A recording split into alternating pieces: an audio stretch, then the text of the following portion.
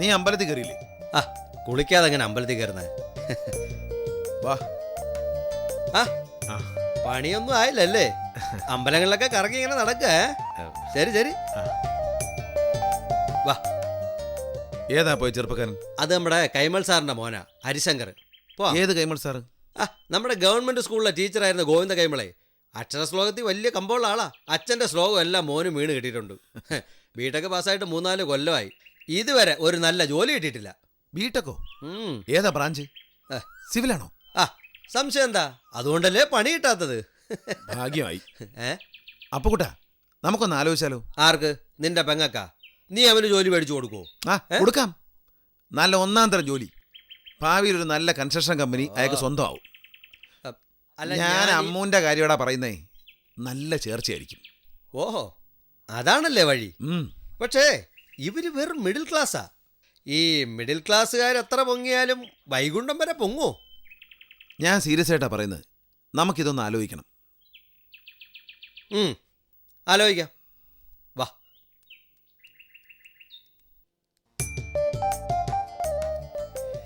ചായ ഞാനുണ്ടാക്കിയതാ. അച്ഛനും അമ്മയും ഗുരുവായൂരിന്ന് വൈകിട്ടോടെ എത്തും.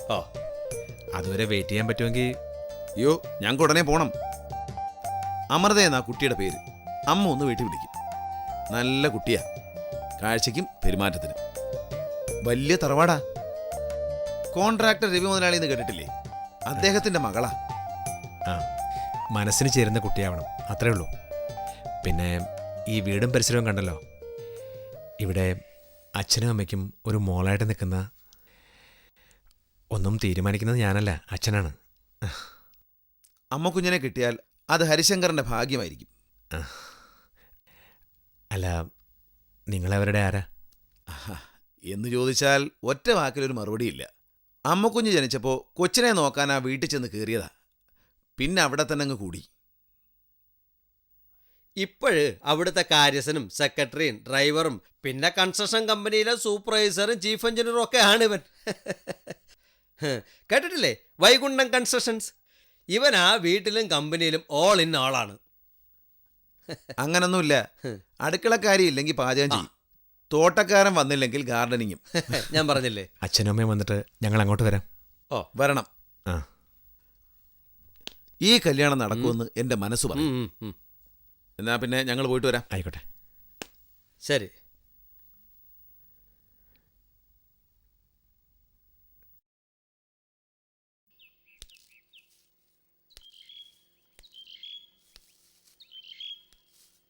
എന്താ ഇയാളുടെ കയ്യിൽ?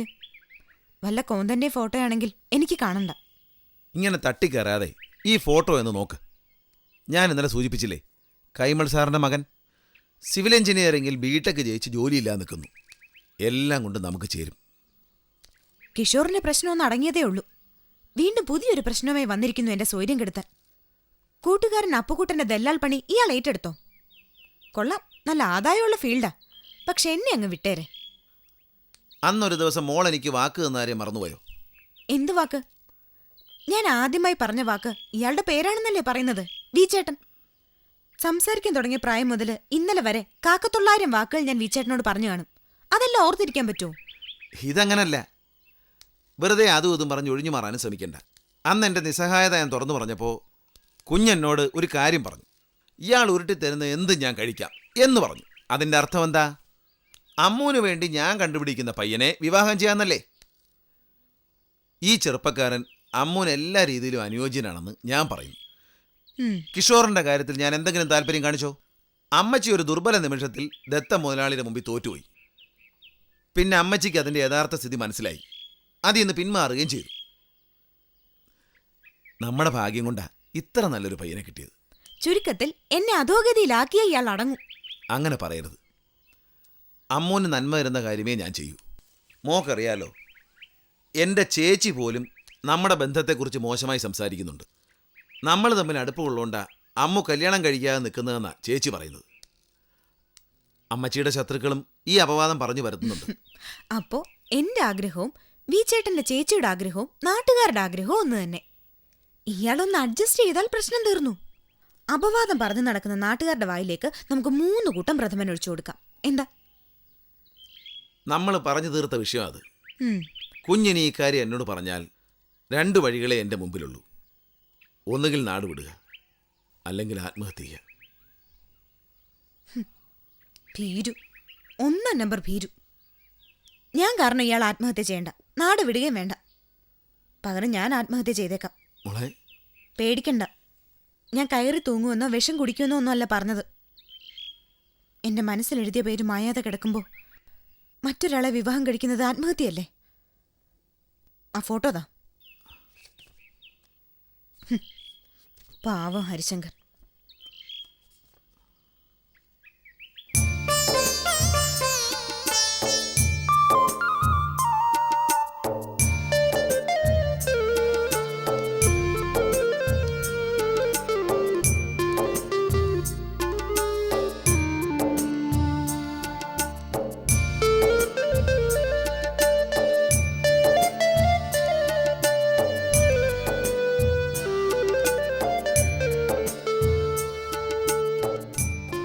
പറഞ്ഞു വന്നപ്പോൾ രവീന്ദ്രനാഥിനെ എനിക്ക് നന്നായി അറിയാം. ഞങ്ങളുടെ കോളേജിലെ സീനിയറായിരുന്നു അദ്ദേഹം. ഞങ്ങൾ കുറച്ചു കാലം ഹോസ്റ്റലിലും ഒന്നിച്ചുണ്ടായിരുന്നതാ. രവിയുടെ മോളാണെന്ന് ഞാൻ അറിഞ്ഞിരുന്നില്ല. പെട്ടെന്നായിരുന്നു രവിച്ചേട്ടന്റെ മരണം. അതുകൊണ്ട് മോളുടെ കാര്യത്തിൽ ഒന്നും ചെയ്തു വയ്ക്കാൻ പറ്റിയില്ല. കാര്യങ്ങളൊക്കെ വിഷ്ണു പറഞ്ഞു. ഞങ്ങൾക്ക് മറ്റ് ഡിമാൻഡുകളൊന്നുമില്ല. കുട്ടിയെ ഒന്ന് കാണണം, ഇവനൊന്ന് സംസാരിക്കണം. വിഷ്ണു, അമ്മുനെ വിളിച്ചോണ്ടോ? ശരി അമ്മച്ചി. കോളേജ് മേറ്റ്സ് ആയിരുന്നു എന്ന് പറഞ്ഞതുകൊണ്ട് രവിയുടെ ഫൈനാൻഷ്യൽ സ്റ്റാറ്റസ് എനിക്കുണ്ടെന്ന് ധരിക്കരുത്. ഞങ്ങൾ സാധാരണക്കാരാ. ഞങ്ങൾ പ്രതീക്ഷിക്കുന്നതും ഇത്തരം ഒരു ബന്ധമാ, നല്ല മനുഷ്യരുമായുള്ള ബന്ധം.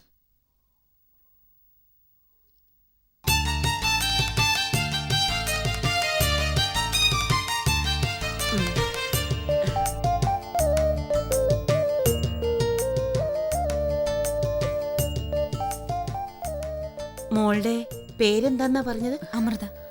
വീട്ടില് അമ്മൂന്ന് വിളിക്കും. ഓ, നിങ്ങൾക്ക് സംസാരിക്കണമെന്നുണ്ടെങ്കിൽ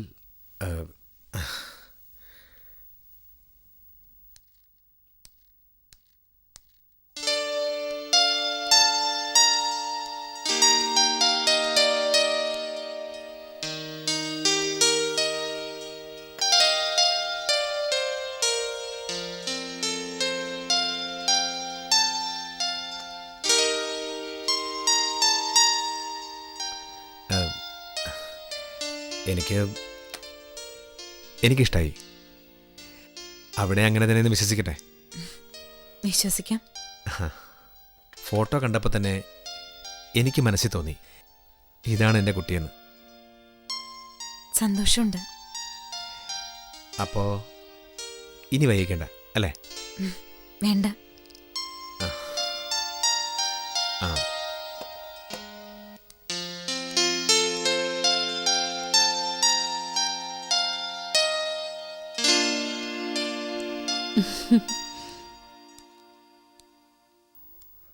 കാപ്പി കുടിക്കേ.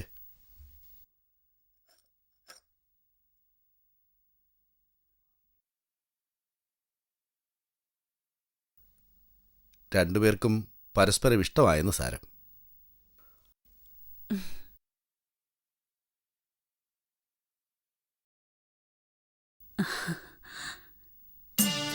എന്റെ പൊന്നു മോനെ, നിനക്കെങ്ങനെ നന്ദി പറയണമെന്ന് അറിഞ്ഞൂടാ. എന്റെ മനസ്സിലിപ്പോ തോന്നുന്ന ആശ്വാസം, ഇവളിനി വല്ല കുരുത്തക്കേടും പറയുന്നൊരു പേടിയുണ്ടായിരുന്നു.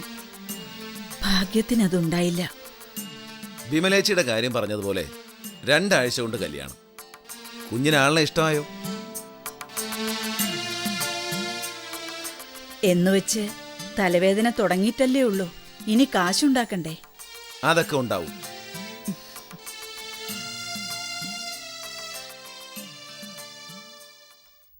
എനിക്കതല്ല, ആ പെണ്ണിന്റെ കല്യാണത്തിന് നമ്മൾ വല്ലതും കൊടുക്കണ്ടേ? ഏത് പെണ്ണിന്റെ? ആ, നീ എന്താ ഒരുമാതിരി പൊട്ടം കളിക്കുന്നേ? അമ്മൂന്റെ.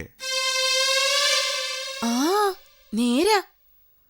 ഒന്നാമത് ആകെയുള്ള ഒരു പെങ്ങളാ. കാര്യമായിട്ട് എന്തെങ്കിലും കൊടുക്കേണ്ടതാ. കല്യാണം നടത്തി കൊടുക്കേണ്ടത് തന്നെ ആങ്ങളമാരാ. അതിൽ തന്നെ മൂത്ത ആങ്ങളയ്ക്കാ കൂടുതൽ ചുമതല.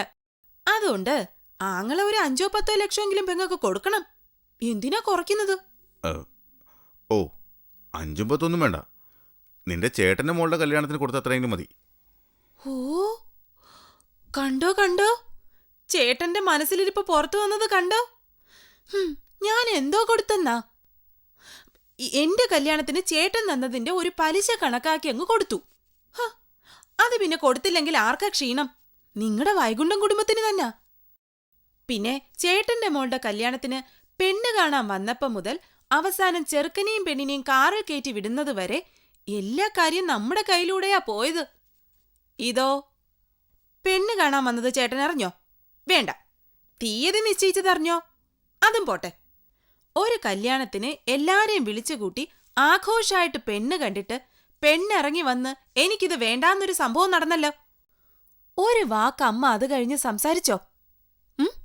ഇവിടെ കിടപ്പുണ്ടല്ലോ 5-10 ലക്ഷം എടുത്ത് കൊടുക്കാൻ.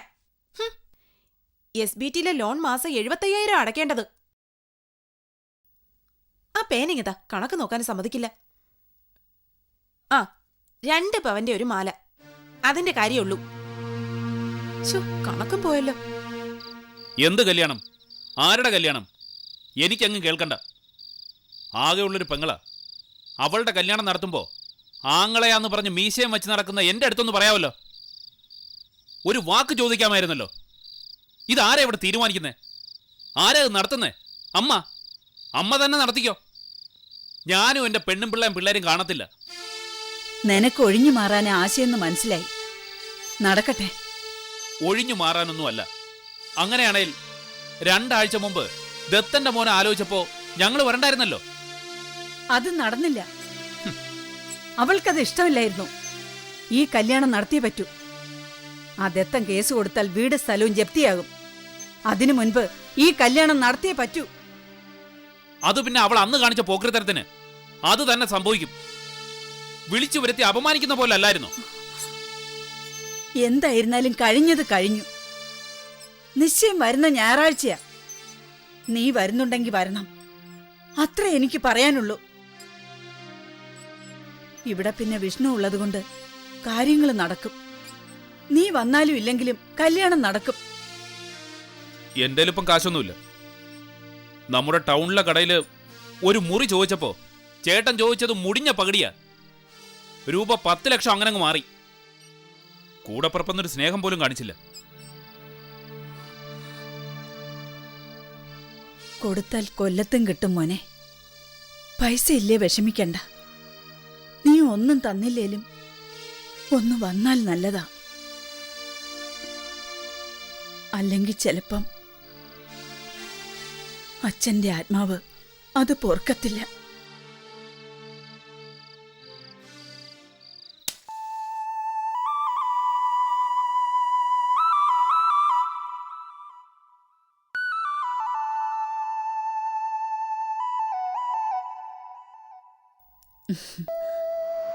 മോളെ, അകത്തേക്ക് ചെല്ലു.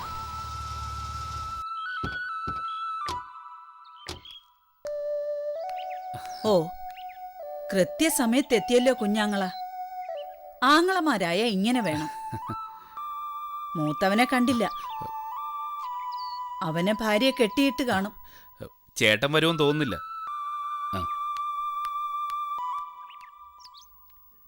നമസ്കാരം. നമസ്കാരം. ഞാൻ പയ്യന്റെ അച്ഛൻ. ഞാൻ പെണ്ണിന്റെ വല്യച്ഛൻ, രവിയുടെ ചേട്ടൻ. ഓ, കല്യാണ നിശ്ചയത്തിന് ചെറുക്കനെ കൊണ്ടുപോയതെന്നാ നമ്മുടെ പഴയ ആചാരം. കാലം മാറിയില്ലേ? മോതിരം മാറൽ തുടങ്ങിയതോടെ നിശ്ചയവും ഒരു കല്യാണമായി മാറി. അല്ല, പെട്ടെന്ന് കല്യാണം നടത്തുന്നതുകൊണ്ട് മോതിരം മാറ്റേണ്ട കാര്യമില്ലല്ലോ. അത് ശരിയാ.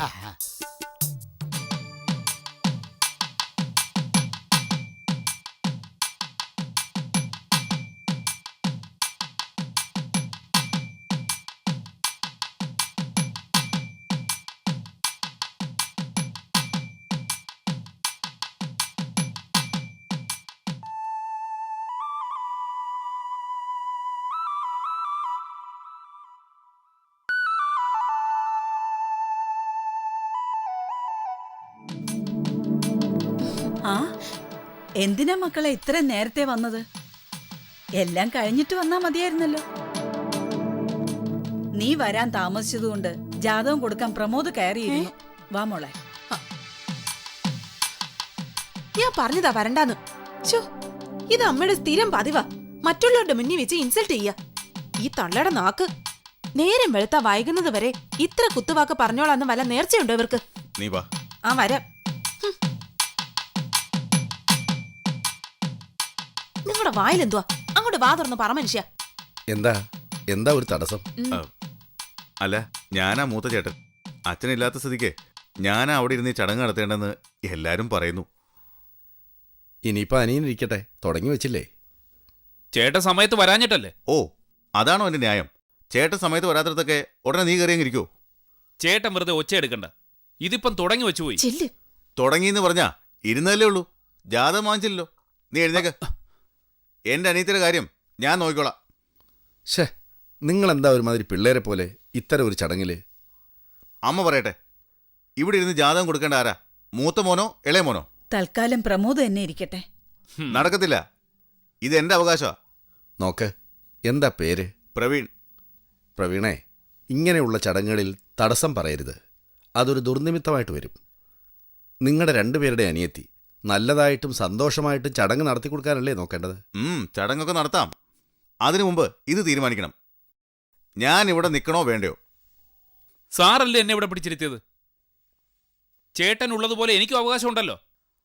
അല്ലേ പിന്നെ കാര്യങ്ങൾ ഉത്തരവാദിത്തമായിട്ട് ചെയ്യാൻ അയാൾ നേരത്തെ വരണമായിരുന്നു. ഓ, എന്തൊരു ഉത്തരവാദിത്തമുള്ള ആങ്ങളാ. ഈ തെണ്ടി ഇന്ന് രാവിലെ എന്നെ വിളിച്ച് പറഞ്ഞ എന്താണെന്നറിയോ? അമ്മ തന്നെ തീരുമാനിച്ച കല്യാണം ആയതുകൊണ്ട് നമുക്ക് പോവുക വേണ്ടെന്നാ. എന്താ ഇത് പത്മാവതി അമ്മേ? രവിക്ക് ഇങ്ങനെയും 2 മക്കളോ? വിശ്വസിക്കാൻ വയ്യ. പെങ്ങളോടുള്ള സ്നേഹക്കൂടുതൽ കൊണ്ടുള്ള വഴക്കാ. കൈമൾ സാറ് കാര്യമാക്കണ്ട. ഒരു കാര്യം ചെയ്യ്, 2 പേരും ഇരിക്കണ്ട. വിഷ്ണു, നീ വന്നിരിക്കെ. അപ്പൊ പിന്നെ തർക്കം വേണ്ടല്ലോ. ഇവന്റെ 10 വയസ്സ് മുതൽ ഇവൻ എടുത്തോണ്ട് നടന്ന് വളർത്തിയതാ അമ്മൂനെ. ഇവനാ ഇവരെക്കാളും വലിയ ചേട്ടൻ. ഇരുന്നോടാ മോനെ. അയ്യോ ജാതകം നീ കൊടുത്താ മതി. അയ്യോ അമ്മച്ചി, അത് ശരിയാവത്തില്ല. അവരിലൊരാൾ തന്നെ ഇരിക്കട്ടെ. ഞാനാരാ? ഇങ്ങനെ ഒരു തർക്കം ഇനി വേണ്ട. ഞാനിരുന്നോളാം. അല്ല, എണീക്ക്. ഞാൻ പെണ്ണിന്റെ വല്യച്ഛനാ.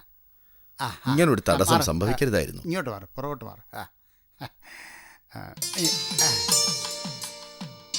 ജോലിച്ചരെ തുടങ്ങിക്കോ. ഞാനെടുക്കാം. ജാതകം കൊടുക്കാമല്ലോ. ജാതകം വാങ്ങിക്കട്ടോ. ആഹാ, എല്ലാവരും ഉണ്ടല്ലോ. പെങ്ങന്മാരും അടിപിടി കൂടും കഥയാണ്. ആങ്ങളമാരും നാത്തുമാരും തമ്മിൽ